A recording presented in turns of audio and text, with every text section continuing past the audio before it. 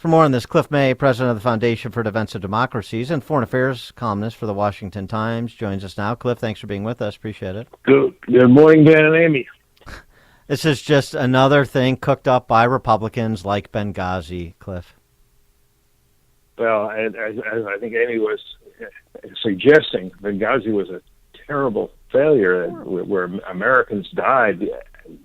I think there's nothing wrong with Congress wanting to get to the bottom of the failure, see what happened, try to see that it doesn't happen again. I mean, it's an odd example for him to take of an investigation that he thinks shouldn't have happened. We should have just let that go by.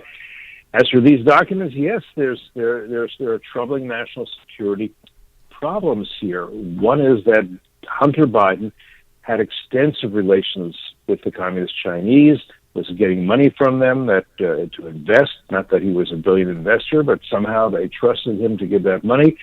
That these classified documents were taken from where they should be and placed next to a Corvette, placed in his home, placed in his beach house. That raises questions about whether these Chinese friends and business associates of Hunter Biden may have had some access to them, either inadvertently or through other ways. This should not be investigated. We should say, "Oh well, no big deal." And of course, there are going to be a lot of people, I guess primarily Republicans, who are going to say, "What a terrible double standard! You had a President Trump, who took classified documents, which he should not have done, although he had the ability. He didn't do it for some reason to say clearly, I'm going to declassify these documents. I don't think they need to be classified, and then I'm going to take them home for my records." He could have done that. He didn't have the presence of mind to do it. It wouldn't have been that difficult a thing, but he didn't. Joe Biden never had the ability, not as a vice president nor as a senator, to declassify documents. Well, he had to know that your documents No. He knew nothing. He knows nothing. Chris Coons even said so. He was asked that question by Martha Raddatz on This Week. Isn't this troubling? And you're talking about what he should have done. How can you do something you know nothing about? But how can he say he takes classified material seriously when some of what was found may have been in his home for more than a decade, and he seemingly had no idea? Well, the important point there, Martha, is that he had no idea. Exactly. And that's really not possible. If anybody who's seen classified documents know the markings on them are not subtle. There's a page right there that's very clear that says that you're only supposed to look at classified documents in what's called a SCIF, which is a secured place. If you take notes on what you see, your notes are classified as secret, and they also are property of the government, not your property. And it's all very odd because when we had the FBI agents go into President Trump's Mar-a-Lago home,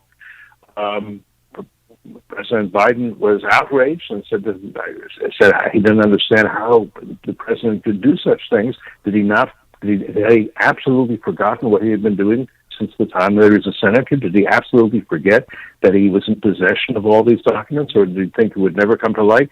And of course, we still don't know how it did come to light. Well, President Trump should have done what President Biden did and never look at the documents. Don't look down. There could be classified documents there. See? But why would President Biden, or then Senator and VP, have those documents unless he was using them? We can only guess and theorize. One reason is if you're planning to write memoirs or an autobiography or something like that, I suppose you might find it convenient to have such documents to refer to, but then you would think they'd be in all together and very carefully marked, and so that you could utilize them, not sitting next to the Corvette. But I also don't see Biden writing those kinds of things. And if you want to do that, well, then you have to get the documents declassified first, because you are breaking the law. Young people who have taken classified documents, thrown them in their briefcase to work on at night because they got behind. Some of them have gone to the brig, who went to jail, have lost their careers. We're not supposed to have two systems of law here. This is serious, and But enough what about Durbin Sandy is doing. Berger. Yeah, enough about Yeah, Sandy well, Berger. Sandy Berger, who went to the archives, took documents, and stuffed them in his pants because he wanted to get rid of them. That's what we imagine, and of course, he got people say, "Oh, well, that's Sandy Berger. He's a crazy guy. What are you going to do?" Are those classified documents in my pants, or are you just happy to see me? Right, I remember Sandy Berger. Well, and Hillary Clinton erased 30,000 emails. Yeah, yeah. You yeah. mean no, like no, it's you gonna mean be like seen you as- mean like with a cloth? Yeah, like scrub it down, Dad. Yeah. Wipe it? Why do you mean wipe it? Wipe it for the clothes? Yeah. Yeah. No, it's going to be seen as as two different systems of law, depending who you are, or depending on whether the Justice Department likes you or doesn't. And that's really damaging. And then for Durbin to say the last thing we should do is investigate it. It's just a waste of time. We have much better things to do. Well, I'm not sure. I can think of some better things for him to do, but I don't think he wants to do them. we had this new White House flack that was put out for the Sunday talkies. He was reprising the role, Sean Patrick Flannery's role in Powder. I don't know if you remember that movie, but bears a eerie similarity. And he was saying basically that the Biden administration has been, dragging the Department of Justice, kicking and screaming to investigate the House for themselves, and that's how they came upon this latest group of documents and so on and so forth. But, I mean, this is a collaboration, and there have been great discussions about protocols between the White House lawyers and the Department of Justice, and we turned over these documents because he takes classified documents very seriously, as you know. And hey, guys, get in there, look at every nook and cranny in the compound, and get whatever you could get. So, I mean, this is going very well, and the Biden administration has been heroic in facilitating the efficient and timely review of said materials by the Department of Justice. This is government in action, government working in action, we're to understand.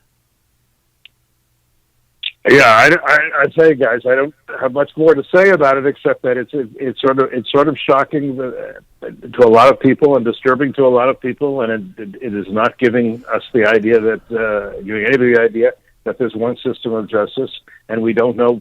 Again, the basic questions we don't know: why his lawyers were sent there, why there was no one from the Department of Justice to look for these documents. There's just a million questions, and the idea that, we don't want to investigate any of that. We don't need to know any of the answers to that. This is going to be troubling. Well, here's a question. It's based on what Jim Comer said on Bartiromo's show yesterday about this influence peddling operation that he's sort of already knee deep in investigating.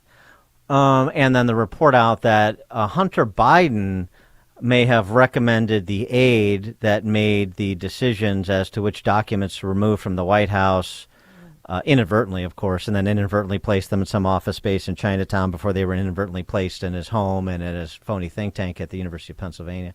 So maybe, what if Joe Biden is actually telling the truth and he doesn't know anything about these documents because he outsourced the document retrieval and the document perusal to the smartest guy he knows, Hunter Biden, in furtherance of their collective business interests?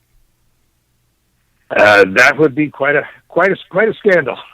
Yeah, well, and one can see why some members of Congress might want to find out if if in fact that's what happened. If he outsourced it to his son, who was doing extensive and very lucrative business with the Communist Chinese.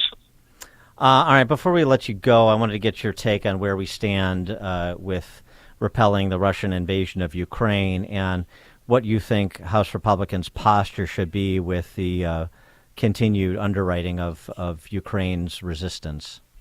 Well, I'm in favor of continuing to support the resistance of the Ukrainians to the Russian invasion attempt to conquer them. I think it's the fact that there are quite a few Republicans saying maybe we should just cut our law, we've supported them enough.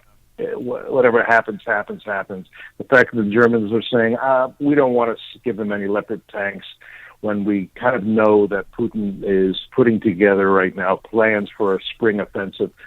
One thing I think you have to recognize is, as Putin is looking at this and he's saying, okay, it appears some of the Americans oddly enough, on the more hawkish side, are going wobbly. And the Germans, I always knew they go wobbly. They want my energy, and they don't, and they don't want to be. There's no reason for me to negotiate. There's no reason for me to compromise. There's no reason for me to do less than what I'm planning to do, which is to mobilize more Russians, get some more weapons. I'm getting them right now from North Korea. That's in violation of sanctions. I'm getting them from the Islamic Republic of Iran. They're sending me drones, and they're probably going to send me missiles. I'm going to kill a whole lot more Ukrainians because those Ukrainians are not submitting. They want to be free. They want to vote in elections. They want to be part of the West. They want to be close with the Americans. I'm going to show them that there's a price to be paid for that, and I'm going to win in the end. It hasn't gone the way I wanted up to now, but I think it still can. So I'm listening to what I'm hearing from Germany and from parts of the Republican Party, and I'm going to double down on all this. And Xi Jinping's watching this too, because look, if Russia can get Ukraine, I can get Taiwan. And in Tehran, they're saying, okay, then I can get Bahrain, and I can get UAE, and maybe I can knock out the Saudis, and maybe eventually I can kill some Israelis. This is not strategic. He is Cliff May, president of the Foundation for the Defense of Democracies and foreign affairs columnist for the Washington Times. Cliff, thanks as always. Appreciate it. Thanks, Dan, Amy. Thank you. And he joined us on our turnkey.pro answer line. This is the morning show more Chicago radio listeners are choosing. This is Chicago's Morning Answer on AM 560. The Answer. Raj Shah, host of Unleash Your Wealth. You know, there are a lot of clients and people coming in from the radio into our office saying, I don't want to lose any money. I need to protect the money I have saved over the last 20 or 30 years, where you have strategies where you can structure an income stream where it has an inflation protection so that as inflation, if it continues to go up, your income will go up. Unleash Your Wealth, Saturday at 7 a.m. and 2 p.m. on AM 560, The Answer. It's January again, start of the new year, and National Get Organized Month. Didn't know there was such a thing, did you? Did you know people waste nearly an hour a day looking for stuff they misplaced? It's time to organize your desk, your drawers, your kitchen. Do it today, and presto. You won't waste time looking for things this year, and your life will be a lot simpler and more organized. Turns out simpler is better. Works for your blood pressure, too. Sure, lots of things you can do to lower your blood pressure, but there's also a really simple one. It's my friends at 120 Life. The natural juice drink that helps lower blood pressure without the side effects of